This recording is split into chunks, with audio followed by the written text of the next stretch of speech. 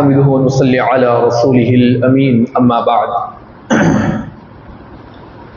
أعوذ بالله من الشيطان الرجيم بسم الله الرحمن الرحيم والأنعام خلقها لكم فيها دفء ومنافع. معزز سامعین، سنن ابو داؤد کی روایت ہے کہ ایک مرتبہ اللہ کے رسول صلی اللہ علیہ وسلم ایک باغ میں داخل ہوئے تو دیکھا کہ ایک اونٹ رو رہا ہے، اس کے آنکھ سے آنسو جاری ہے. اللہ کے رسول صلی اللہ علیہ وسلم اس کے پاس گئے، پھر اس کے بعد پوچھا کہ اس کا مالک کون ہے، اس اونٹ کا، اس جانور کا مالک کون ہے. تو ایک انصاری جوان اللہ کے رسول صلی اللہ علیہ وسلم کے پاس آیا اور بتایا کہ ہاں میں مالک ہوں اس اونٹ کا. تو اللہ کے رسول صلی اللہ علیہ وسلم نے کہا کہ تم ذرا اللہ تعالیٰ سے ڈرو. وہ اس لیے کہ اونٹ کی یہ شکایت ہے کہ تم اسے کھانا برابر نہیں دیتے، لیکن تم اس سے کام بہت زیادہ لیتے ہو، تھکا دیتے ہو. یہ بات اللہ کے رسول صلی اللہ علیہ وسلم نے اس انصاری جوان کو بتائی. یہیں سے یہ بات معلوم ہوتی ہے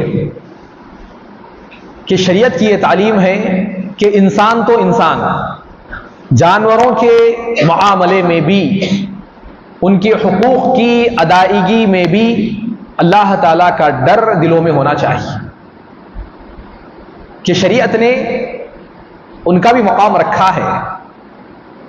قرآن مجید کا ہم مطالعہ کریں گے، تقریباً کچھ صورتیں ایسی ہے کہ جن کا نام ہی جانوروں کے نام پر ہے. سورہ بقرہ کو لے لیجئے، بقرہ کے معنی کیا ہے؟ گائے. سورۃ النمل، نمل کے معنی کیا ہے؟ چونٹی. سورۃ النحل، نحل کے معنی کیا ہے؟ شہد کی مکھی. سورۃ العنکبوت، عنکبوت کے معنی کیا ہے؟ مکھڑی. سورۃ الفیل، پوری سورت ہاتھی کے نام پر ہے. لہذا قرآن مجید میں بھی جانوروں کا تذکرہ کئی جگہوں پر مثالوں میں بھی نظر آتا ہے. الغرض شریعت نے جانوروں کے بھی حقوق ہمارے سامنے بیان فرمائے. پہلا حق یہ ہے کہ بھوک اور پیاس میں ان کی کھانے پینے کا، خوراک کا اچھا انتظام کرنے کی کوشش کرنا.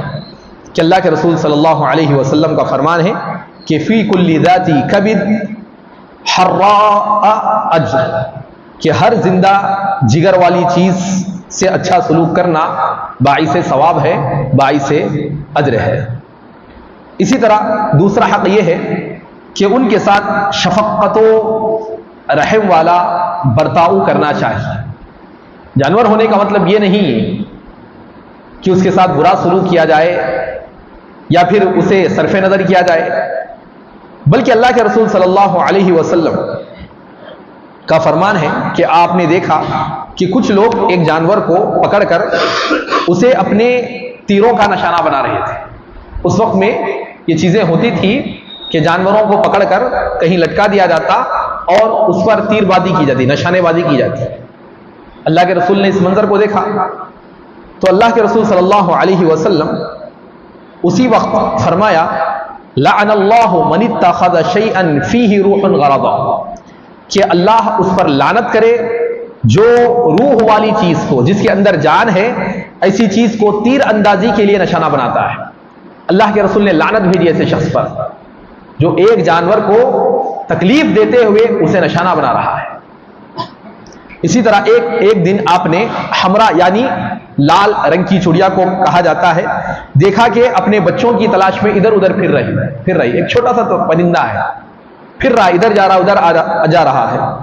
جو ایک صحابی نے گھونسلے سے اٹھا لیے تھے بچوں کو، چھوٹے چھوٹے بچے تھے، ایک صحابی گھونسلے سے انہیں اٹھا لیا.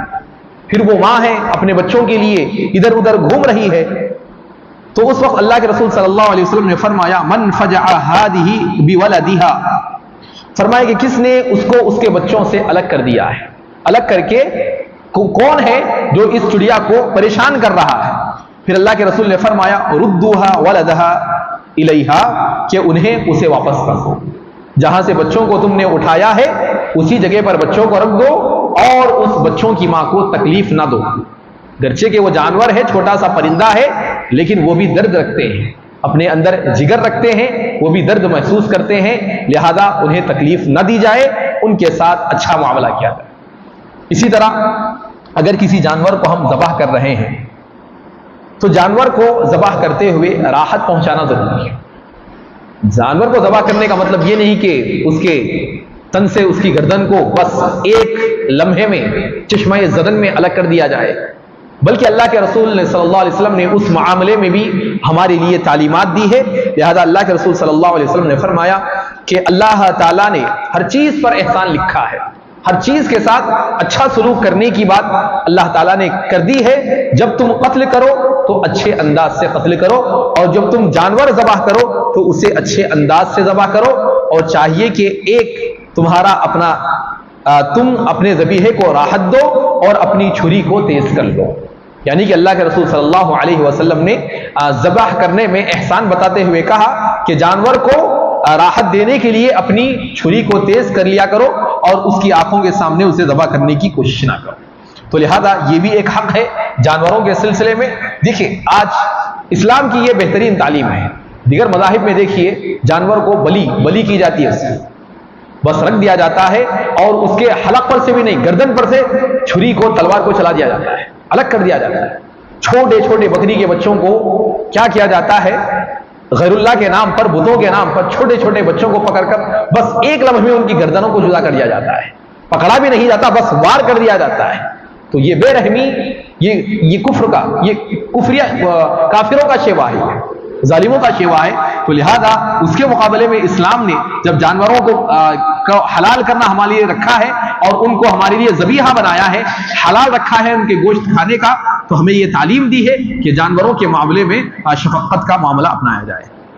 اسی طرح اہم حق یہ بھی ہے کہ جانوروں کو مارنا، بھوکا رکھنا اور طاقت سے زیادہ ان سے بوجھ اٹھا لینا، ان کی شکلوں کو بگاڑ دینا اور انہیں آگ سے جلانا، ایسی تمام قسم کے عذابات پہنچانے سے احتراز کرنا چاہیے۔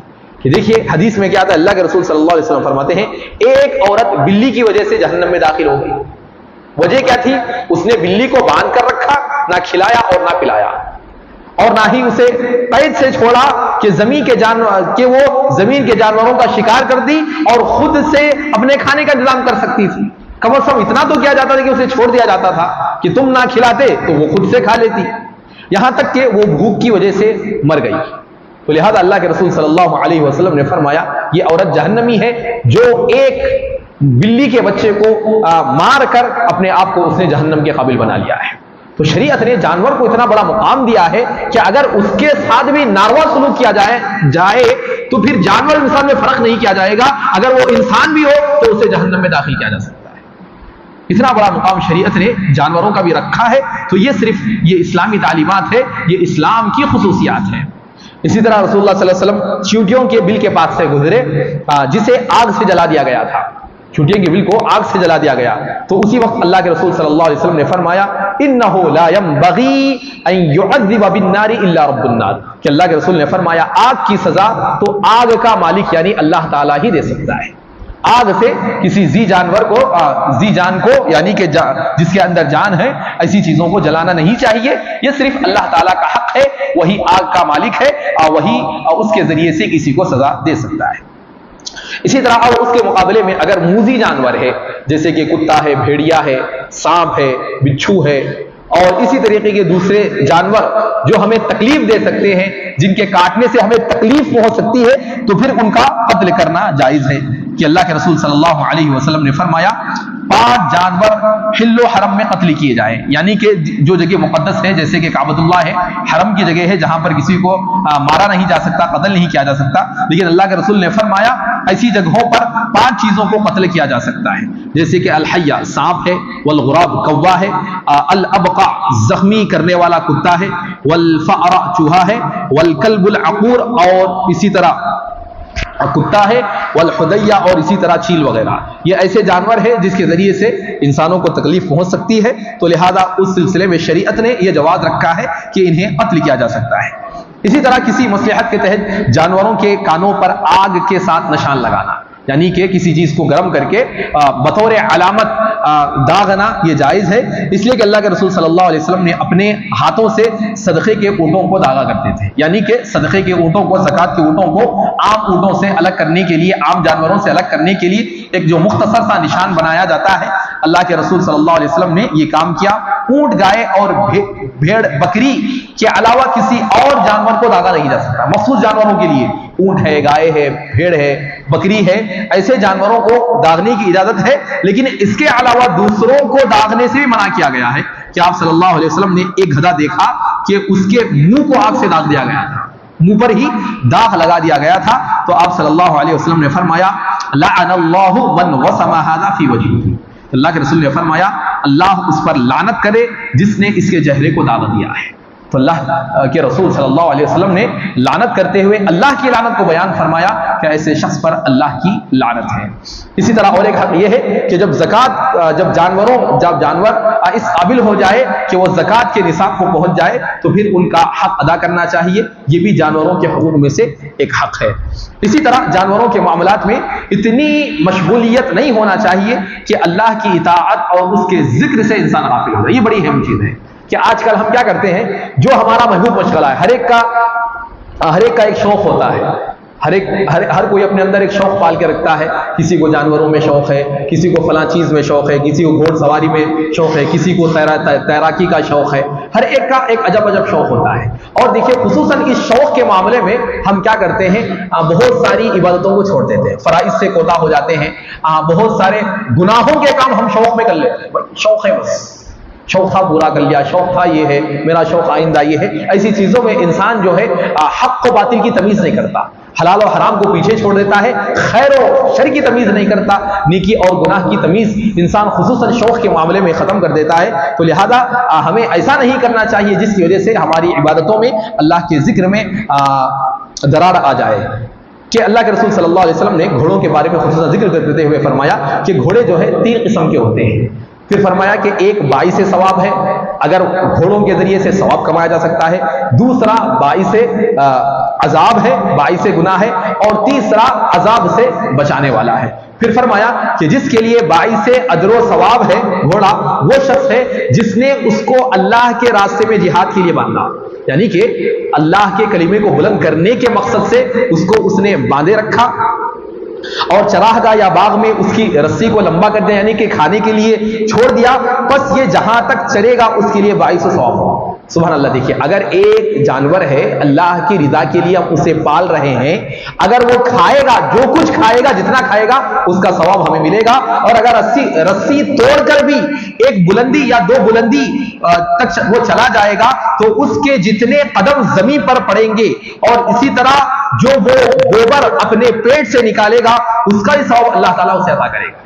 دیکھیے ایک جانور سے جو اپنی ضروریات کی تکمیل کرتے ہوئے آگے بڑھ رہا ہے، لیکن سبحان اللہ مقصد اگر ہمارا اعلاء کلمت اللہ ہو، دین کی خاطر ہو، تو ایک جانور سے بھی اتنا بڑا ثواب ہم حاصل کر سکتے ہیں۔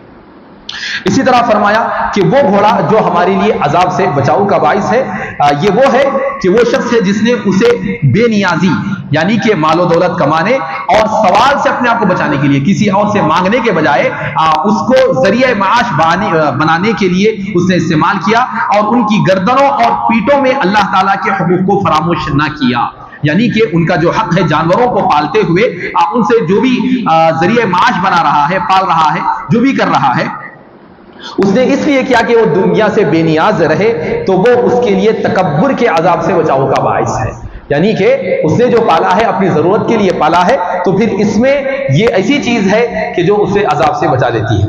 اسی طرح تیسرا وہ جو اس کے لیے باعث گناہ ہے، اللہ کے رسول نے فرمایا وہ گھوڑا عذاب اور وبال ہے اس شخص کے لیے جو اترانے، دکھلانے اور مسلمان کو نقصان پہنچانے کے لیے باندھے۔ یعنی کہ کوئی شوق اپنا پورا کر رہا ہے، بس کس لیے ہے؟ لوگوں کو بتانے کے لیے، فخر کرنے کے لیے، دکھانے کے لیے کہ دیکھو میرے پاس کیا کیا ہے، میرا شوق کتنا مہنگا ہے، ہاں میں کیا کیا کر رہا ہوں، میرے اندر کیا کیا چیزیں ہیں، یہ دکھلاوا۔ اور عموماً آج ہمارے پاس یہی تیسری چیز ہے، پہلی بھی چیز نہیں ہے، دوسری بھی چیز نہیں ہے، تیسری چیز ہے ہمارے پاس ہے۔ جہاں شوق ہے وہاں پر کیا ہے؟ فخر ہے، دکھانا ہے، اپنے آپ کو بڑا بتانا ہے۔ تو لہذا یہ ایسی چیز ہے جو انسان کے لیے باعث عذاب ہے، باعث گناہ ہے، ایسی چیزیں ہمارے لیے ہلاکت کا باعث ہے۔ تو الغرض بتانے کا مقصود یہ ہے کہ شریعت نے ہمارے لیے جانوروں کے حقوق بھی رکھے ہیں، لہذا انہیں مانتے ہوئے اس پر عمل پیرا ہونا چاہیے، لہذا شریعت نے یہ حقوق ہمارے لیے بتائے ہیں۔ اللہ رب العالمین سے دعا ہے کہ اللہ تعالیٰ ہم تمام کو انسانوں کے حقوق کے ساتھ جانوروں کے حقوق کا بھی خیال رکھنے کی توفیق دے، اور جس کسی کو بھی ہم استعمال کر رہے ہوں ایسی چیزوں کا استعمال کرتے ہوئے اللہ رب العالمین کی یاد سے غافل نہ ہوتے ہوئے اللہ کا حق بھی دینے کی ہم تمام کو اللہ تعالیٰ توفیق بخشے۔ اللہ تعالیٰ اس دور پرفتن میں ہم تمام کو صراط مستقیم پر چلائے، عقیدہ توحید پر ثابت قدم رکھے، اور اللہ تعالیٰ ہم سب کا خاتمہ ایمان کی حالت میں فرمائے۔ آمین ثم آمین۔ سبحانک اللہم و بحمدک، اشہد ان لا الہ الا انت، استغفرک۔